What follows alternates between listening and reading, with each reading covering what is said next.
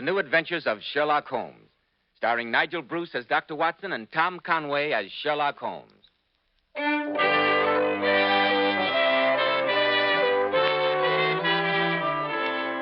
Well, here we are again visiting the genial Dr. Watson in his cheerful study. We sit back in our comfortable chair and wait to hear another exciting story. What could be pleasanter? There you go again, Mr. Bell. Flattering me again. If only Sherlock Holmes were here to make the picture complete. No, Mr. Bell, you know that's impossible. He retired to Sussex years ago and took up bee farming. I suppose you visited him there. Naturally. As a matter of fact, I remember one Saturday towards the end of July in 1907 that Is this the beginning of a story, Dr. Watson? Now, Dr. Watson, I'm all ears. Well, I was paying Holmes one of my frequent visits. His cottage is situated on the southern slope of the Sussex Downs, commanding an excellent view of the English Channel. At this point, the coast is made up of chalk cliffs, which can only be descended by a single tortuous path, which is steep and slippery.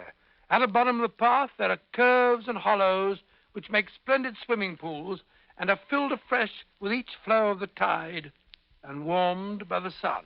What town is Mr. Holmes' place near? A village called Falworth. But even that is at a distance, and the house is quite lonely. Half a mile away is Holmes's only neighbor. And who is that? Harold Stackhurst, who's a headmaster of the well-known preparatory school, the Gables. A private school, I suppose you would call it. It was summer, and most of the boys were away on holiday, except a few who were catching up. The teaching staff was reduced to 3. First of all, there was Harold Stackhurst himself, who was an old pal of mine. We went to school together. He was a splendid fellow and a well-known blue for rowing in his day. Assisting him were 2 younger men, Fitzroy Macpherson, red-headed and cheerful. In summer and winter, he went for his morning swim. Winter swimming, quite a Spartan. Yes, indeed. The other schoolmaster was Ian Murdoch, a tall, dark man, taciturn and aloof, with occasional outbursts of temper. The villain of the piece, There you go, anticipating again. Oh, sorry. Stop this. Well, it was early one morning, just after sunrise. There'd been a severe gale the day before, but the wind and the waves had finally abated and everything looked newly washed and fresh. The air had a decided nip to it, and Holmes and I were on our way down to the beach for our morning plunge. I say, Holmes, that water's blue this morning, isn't it? Rather cold-looking, if you ask me. Do you good, Watson. Your circulation needs toning up. You can run all the way home. Run up the cliff path? Oh, it's bad for the heart. Rubbish. The boys do it. Well, I'm not under the delusion that I'm still in my first youth. Hello. Isn't that Stackhurst coming along the cliff? He's got a towel over his arm, obviously going down to the beach. He's not afraid of a little cold water, and he's almost as old as you are. He's older. Oh? Oh, a great deal older.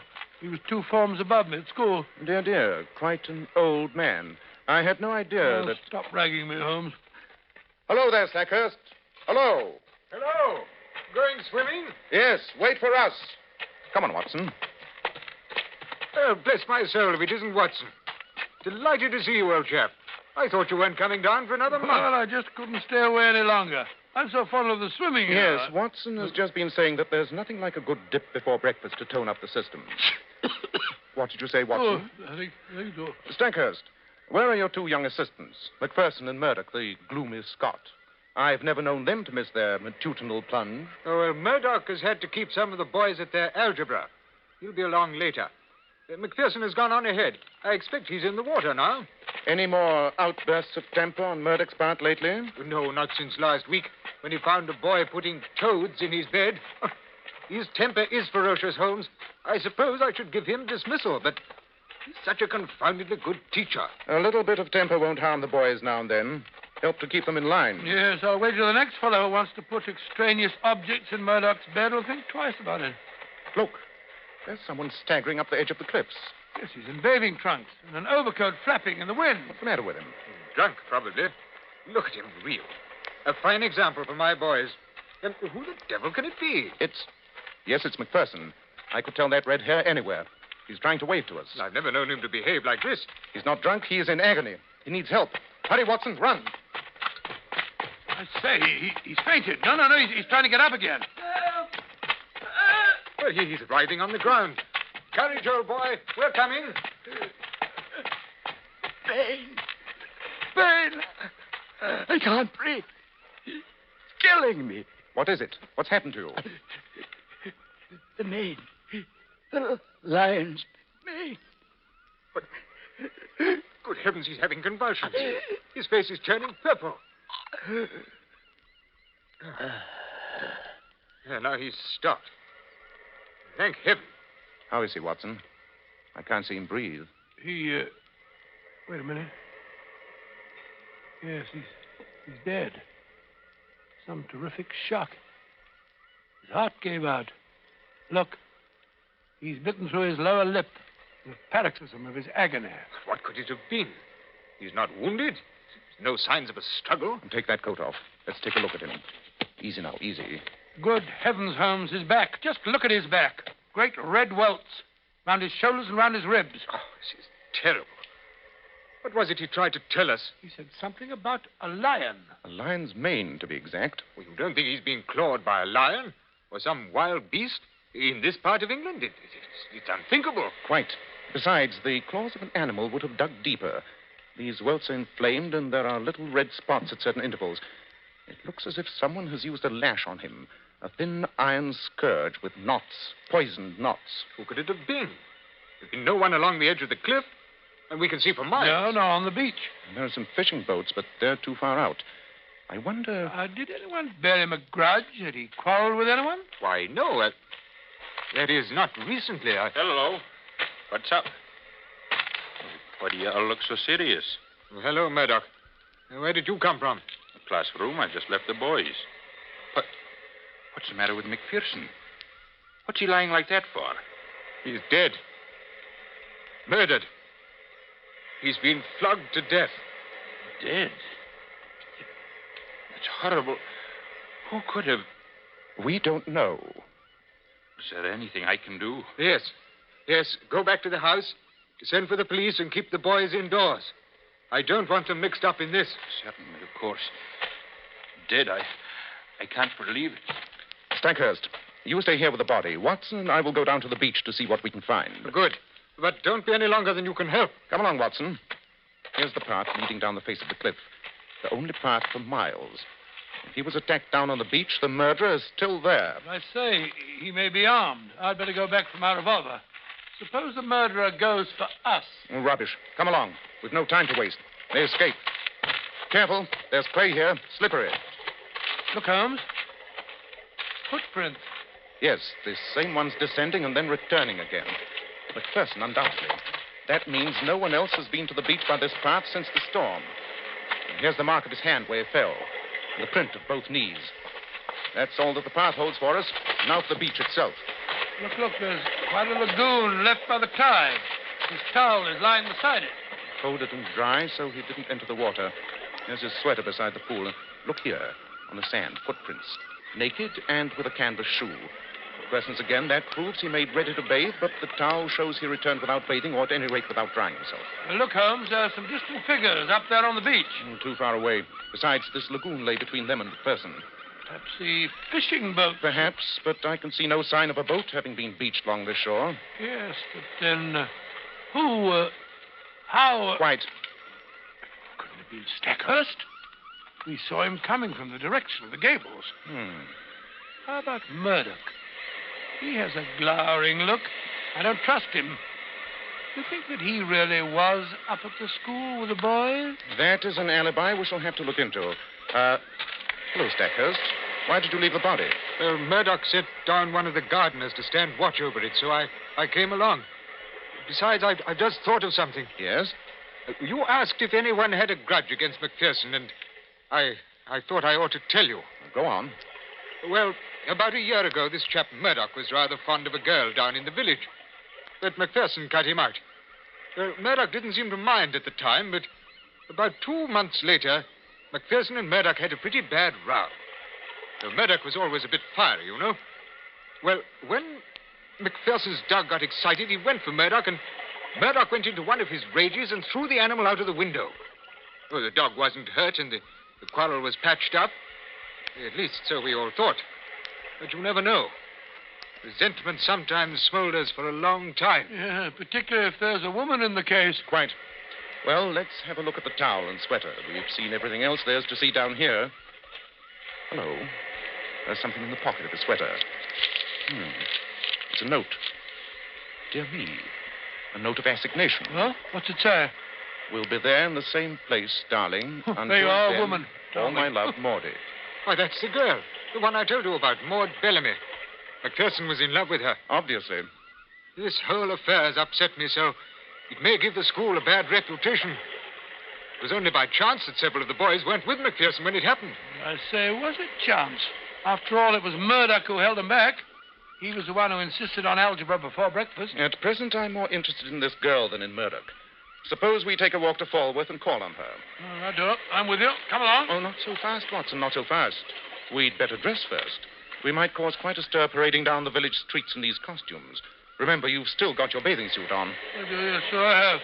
And I'd forgotten all about how chilly it was.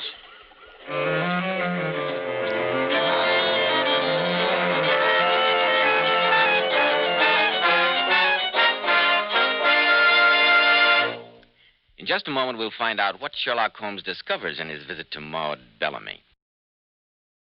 Now, Dr. Watson, you dressed and went over to Falworth to call on Macpherson's girl. Is that right? That's right, Mr. Bell. Stackhurst pointed the house out to us. That's the Bellamy house over there, Mr. Holmes. The one with the corner tower and the slate roof. Maud is the daughter of old Tom Bellamy, who owns all the boats and bathing huts at Falworth. He was a fisherman to start with, but now a man of some substance, I believe. Yes, judging from the house, he must have come up in the world. And Maud is the prettiest girl for miles around. Quite a beauty, in fact. She must have had scores of admirers. By Jove, look who's coming out of the front gate. I say, it's Murdoch. And what in thunder is he doing here? Hey there, Murdoch. What do you mean by coming over here? I thought I am your subordinate, sir, under your own roof. I am not aware that I owe you any account of my private actions. Your answer is pure impertinence. So was your question. This is not the first time that I've had to overlook your insubordinate ways, but it will certainly be the last. You will make arrangements to leave my school as soon as possible. I intended to go in any case. Lost the only person who made the Gables habitable. Insolence. How dare he? Young whippersnapper. Mr. Stackhurst, he seemed very eager to clear out of here. Perhaps you were a trifle hasty in giving him an excuse to go. I never thought of that. Shall I tell the police to place him under arrest? No. We can prove nothing against him as yet. Better persuade him to stay until we are sure he didn't do it. Very well. It's against my principles, but I'll go after him and see what I can do. Splendid. Now, Watson, suppose we call on Miss Bellamy and present our condolences. I take it that Mr. Murdoch has already broken the news of the tragedy. Ring the bell, that's a good fellow. Well, don't you think it's a bit heartless, Holmes, calling at this time? If the girl has any character at all, she will want to help us discover the murder of her sweetheart. Any woman with any... What do you want? We would like to speak to Miss Bellamy. Well, you can't. You are her father, I take it. Yes, I'm her father, and I know you be, Mr. Sherlock Holmes. And I'm not having you mixing my daughter up in any of your dirty business. I thought you might want to help us solve the murder. Ah, you did you? Well, I'll have you know I consider Mr. Macpherson's attentions to my Maud was insulting. And my son, William, is of the same mind. Letters and meetings, but never a word of marriage. I'll not have you breaking her out. I'll not have her name dragged through them. That's all right, Father. I know that Fitzroy is dead. I want to help find his murderer. I'll not have you mixing This up is with- my business, Father. Let me manage it in my own way. I'll do anything you say, Mr. Holmes, to help bring them to justice. Why do you say them? Mr. Macpherson was not a weakling. He was brave and strong. No single person could have inflicted such an outrage on him. One thing more. We found this note in the dead man's pocket. Can you throw any light on it? Did he go down to the beach expecting to meet you? No. I sent it, it's true. But we were to meet tonight. I see no reason for mystery. We were engaged to be married. We only kept it secret because Fitz didn't want to be ragged by the boys at the school. Here is my engagement ring. Well, you might have told me. I would, if you had shown a little more sympathy, Father. But the note, it didn't come by post. Who was your go-between? I'd rather not answer that question. It really has nothing to do with the matter. Do you realize that this go-between was the only person who knew of your meetings with young Macpherson? Had he any reason to resent him? That's no business of yours. You had many suitors, I believe. That she did. Was Ian Murdoch one of them? There was a time when I thought he was. But all that was changed when he found that Fitzroy and I cared for each other. Miss Bellamy, do you think it natural that a hot-tempered young fellow like Murdoch would get over his feeling as easily as that? What are you trying to make me say? If you think Ian Murdoch had anything to do with the murder, you're wrong. A finer man never drew the breath of life. He wanted us to be happy. He wasn't the kind to think of himself first. He'd gotten over his feeling for me. Then why did he want to be the first to tell you the news of your fiancé's death? Because he was Fitzroy's friend. He thought it was his duty. He thought he... What does it matter? Fitz is dead. Why don't you find his murderer? What's the good of all this? Thank you for your information, Miss Bellamy. Leave me alone, can't you? Leave me alone. Go and find the murderer if you're so clever. Perhaps we shall. Well, good day.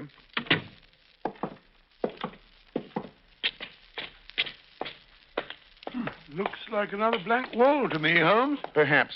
But even that is enlightening. There are only so many possibilities, Watson.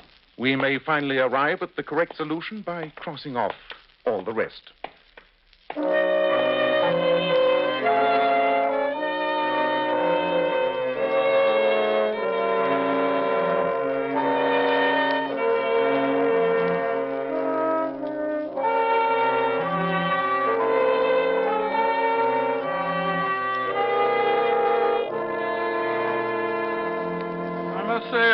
For a detective on a case, you seem extraordinarily lackadaisical. You spent the better part of the last 3 days up in your garret among your books. I've been looking for the solution, something I once read. It's in the back of my mind, but I can't seem to bring it into the light of my consciousness. Yes, and in the meantime, this Murdoch fellow may slip through our fingers. Once he leaves the school, we'll never be able to get our hands on him again. I wonder that he hasn't left before this. Oh, how can you sit there so calmly and say that, Holmes? You're losing your grip. Perhaps I am. If I could only find the fact that I'm looking for. It began with a C. I'll swear it began with a C. Well, then, how about the old encyclopedia there? Look up all the C's in the book. But I'm not sure it is C. Oh, Holmes, you're being exasperating and exaggerating. You know that the murderer didn't escape along the beach or even climb to the top of the cliff. But did it ever occur to you that it might be somebody hiding in one of those caves? Some sadistic maniac? Yes, it did occur to me. But it's not possible. I searched every one of those caves, and there's no trace of human habitation in any of them. Oh, then my theory of the sadistic maniac's all wrong. Yes. Huh? Oh, and horrible as that theory sounds, I'm convinced that the truth is even more horrible.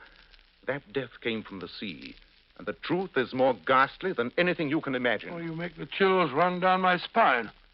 I must say, I shall never have the courage to go swimming down there again. And a wise thing, too. At least for some time. Well, I must say, I don't see how young Murdoch has the nerve. Murdoch? Murdoch went swimming down on that beach? When? About a quarter of an hour ago, I saw him go by with a towel over his arm. Why didn't you tell me? Come on, we must bring him back. Poor boy hasn't a chance. Oh, good heavens, Holmes. I had no idea. Look. Something's happened. Someone's coming up the path. Stackhurst. He's carrying someone on his back. 500, it's Murdoch. And he's in bathing trunks. Help! Holmes! Watson! Something's happened to Murdoch! What is it? It's the same thing that killed young McPherson. I met him staggering up the face of the cliff. He was too far gone for me to get him home, so I brought him here. Put him on the couch. Have a look at him. His heart's giving out. He can hardly breathe. His face is turning quite black. Here, quick, Holmes. Pour me out a glass of that brandy over there. Right. Now, hold his head while I try to get it down. That's it. That's it. If he can only swallow. That's it. Now some more. That's better. Take the bottle. You can't give him too much. His color is coming back. He's beginning to breathe again. His heart is getting stronger. Look, he's trying to talk. It lashed me in the water. It lashed me. Now I remember. In the water, of course. The pain. It's terrible. I can't stand it. Give me something. Morphine. Anything. I daren't give him a sedative. It might affect the heart. Holmes, here, get the cotton wool there and the olive oil. Right. What is it? It's a poison of some kind. It affects the nerves, apparently. Must be terribly painful. Here's the stuff you wanted. Good. But now saturate the cotton wool. We'll put a dressing on his back. Now, that's right. Use plenty of oil. There we are. That's better. Oh, that's much better. By Jove, he's fainted. I don't think so. He's just fallen asleep from sheer exhaustion.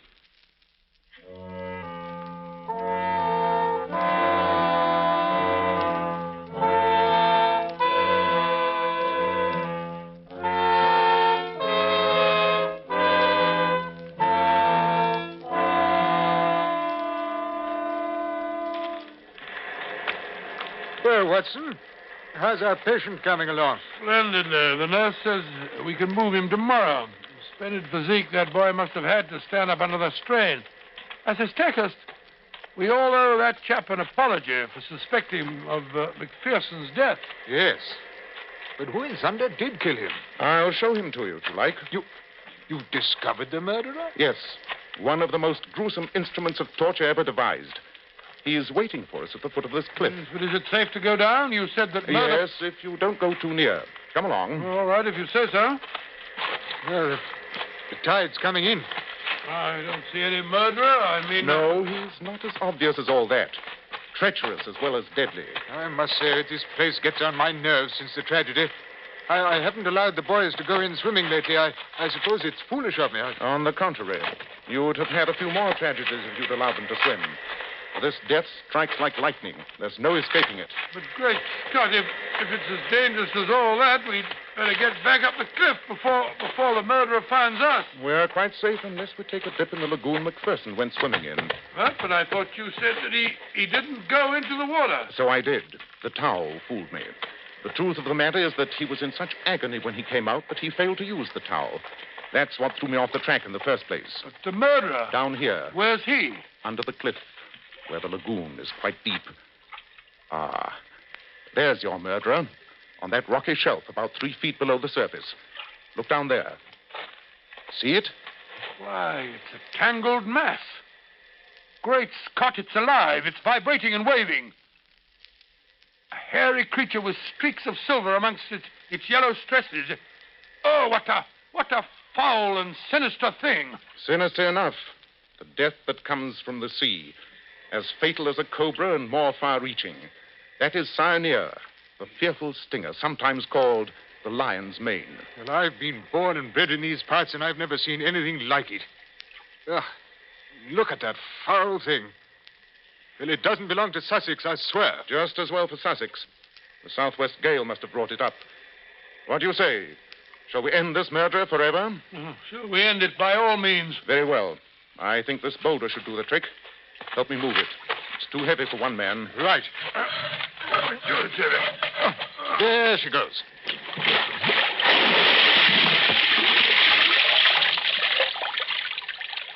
Good. The boulder has settled right on the filthy creature, pinning it to the ledge. One edge of yellow membrane is still flapping. Not for long. Notice the oily scum oozing out from under the stone and rising slowly to the surface. That is the end of the killer.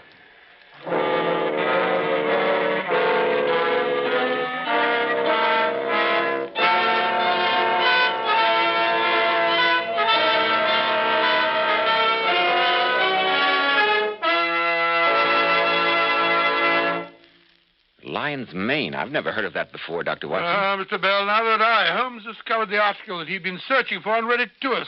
The full name of the dreadful creature is Cyanea capillata. It radiates almost invisible filaments to the distance of 50 feet.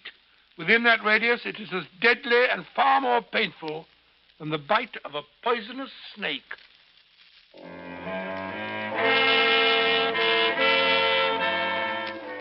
Tonight's adventure was adapted from Sir Arthur Conan Doyle's story, The Lion's Mane.